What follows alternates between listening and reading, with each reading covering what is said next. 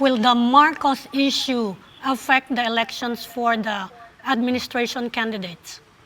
The Marcoses have been aligned with the Dutertes, and I think it will be an issue because there are some people within the Duterte administration who are clearly anti-Marcos. But if they can work together, then it will go smoothly. But let's face it, the Marcoses know what they are worth, and I think there is no, in a way, we have to understand that they still have their own power to begin with. So it's a game of just balancing interests. Mr. Let's bring it Lacierda, Yep. I mean, the rehabilitation, the efforts to rehabilitate the Marcos Marcoses. name, this revisionist movement on martial law's history, is this an explicit line that will be taken by the opposition in this? He's correct. Bruce is correct. Not all Duterte followers are for the Marcoses. In fact, remember during the last election, there were Dubredos. Yes. So, a significant population also opposed the Marcoses. But by and large, so far as the survey says, Yes. she's up there. Yes, but but- it will be an issue, let's say, on whether ill-gotten wealth will still be there if you're going to focus on. Look, this is a question of. But do you think it will matter to voters whether or not candidates will be pro or anti-Marcos? To a certain segment, it will be. I don't know if the entire population will be as affected or would be as involved in this issue of the Marcoses. Certainly in the NCR, it will be. Ilocos, it will not be. Visayas and Mindanao, it may play a role, but we don't know. Professor, Well, I agree. The Marcoses is not the issue in this election. And senatorial election is not exactly like a vice presidential election. Okay.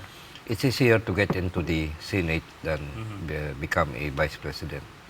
So in this sense, the Marcoses have a chance, even if there is a considerable opposition, and there will be.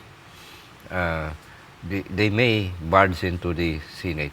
But actually, I think the problem there is who among the Marcoses will be there. but even in the vice presidential election, the margin was pretty slim, and that was a vice presidential election. And now you're talking about the Senate, which is easier to get into. Well, I think the surveys there says that if there had been 2 more weeks of campaign, the margin will be greater. Because the problem there is the millennials. They banked on the millennial votes. I think it was on the level of one-third. They only got 11%. And if the campaign had, is prolonged, they would have lost a lot more. Yeah, okay. So the Marcos is not an issue, but I mean, Amy Marcos is placing high on the surveys, but let's say she emerges in the top By the way, 2 or this- top 3. Look, I mean, would you read anything into that for 2022 Wait. if Amy Marcos emerges as number 1, number 2, number Itong 3? survey na to, this survey, let's be realistic. Wala pang barilan yan eh. There's no attack, all things being equal, it's a question of name recall prior to the filing of the candidacy. During the campaign itself, it's a question of there's going to be some people attacking, some people promoting. It's going to be a mess.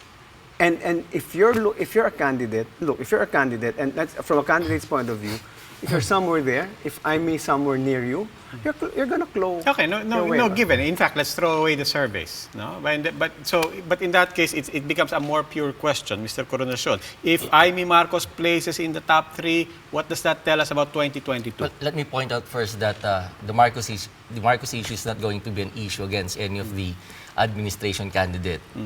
It's going to be an issue against if one of the Marcoses will run for a Senate seat, say Amy Marcos. So her critics rather would, sabi mo nga, if she places 2nd or 3rd in the surveys, well, that can be used as a bullet against her. Oo. Pero in the meantime, I don't think na this issue is going to make a dent against Conventional any of wisdom also, when you land at 1, 2, 3, you're considered presidentiable to Exactly. the next one.